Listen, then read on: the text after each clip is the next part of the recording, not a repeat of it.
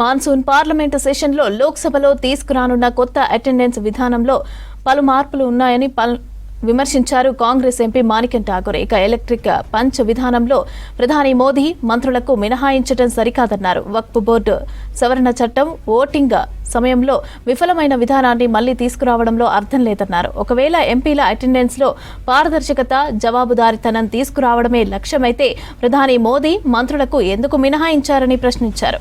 18 నుంచి 28 రోజుల పాటు పార్లమెంటు సమావేశాలు జరిగితే 3-4 రోజులు మాత్రమే ప్రధాని మోదీ హాజరవుతారన్నారు. ఇక డిజిటల్ టూల్స్ వాడితే సరిపోదని, వాటికి మించి మంచి ఉద్దేశంతో వాడాలని సూచించారు మాణిక్యం ఠాకూర్.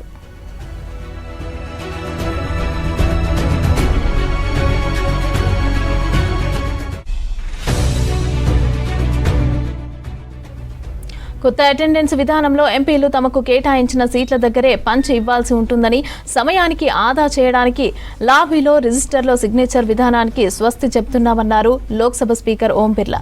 సంతకాల కోసం ఎంపీలు లాబీలకు రావడంతో అక్కడ రద్దీగా ఉంటుందన్నారు. ఇక మరికొంతమంది ఎంపీలు రిజిస్టర్ పేరు రాసి సభకు రావట్లేదు. దీంతో కొత్త అటెండెన్స్ విధానం తీసుకొస్తున్నామని అన్నారు స్పీకర్ ఓం బిర్లా.